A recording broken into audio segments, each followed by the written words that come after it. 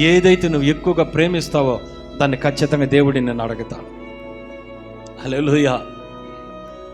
యాకోబు రాహేల్ని ఎక్కువగా ప్రేమించాడంట.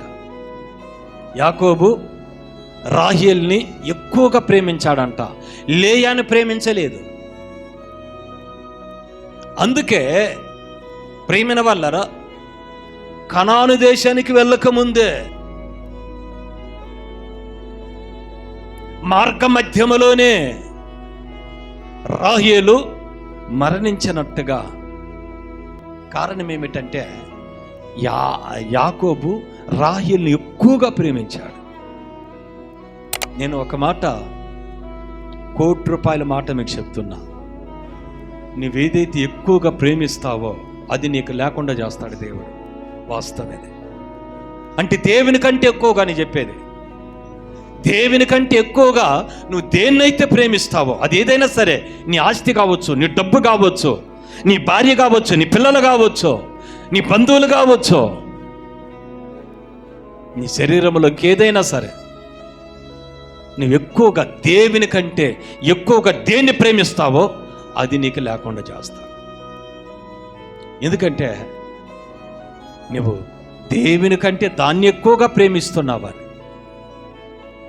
దాన్ని బట్టి దేవుని నువ్వు దూరం చేసుకుంటావని.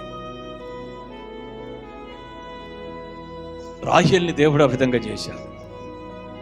రాహేలు కోసం ప్రేమిన వల్లరా ఎన్ని సంవత్సరాలు వెట్టి శాఖరి పని చేశాడు యాకోబు, మీకు తెలుసు. రాహేలు కోసం అన్ని సంవత్సరాలు కష్టపడి పనిచేసి కూడా అది అతని కష్టముగా అనిపించలేదంట. ఎందుకంటే రాహేలు మీద ప్రేమతో. హల్లెలూయా. ఎందుకు మరి లేయాను తీసుకొని ఉండొచ్చు కదా. రాహేలు మంచి మరి అందగత్తి కదా.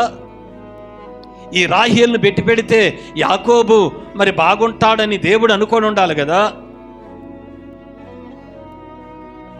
ప్రియులారా, మన ఆలోచనలు వేరు, దేవుని ఆలోచనలు వేరు. హల్లెలూయా. దేవుడు మనం ఇష్టపడింది దేవుడు మనకి ఇవ్వడో, మనం కోరుకునేది దేవుడు మనకి ఇవ్వడో, ఆయనకి ఇష్టమైంది ఇస్తాడు. హల్లెలూయా. ఆయనకి ఇష్టమైంది ఆయన మనకిస్తాడు. అది మనకు ప్రయోజనం, అది మనకు లాభము. కనుక ఈ మధ్యాహ్న కాల సమయంలో ప్రేమిన వల్లరా దేవుని కంటే మరి దేనిని మనం ఎక్కువగా ప్రేమించకూడదు. హల్లెలూయా.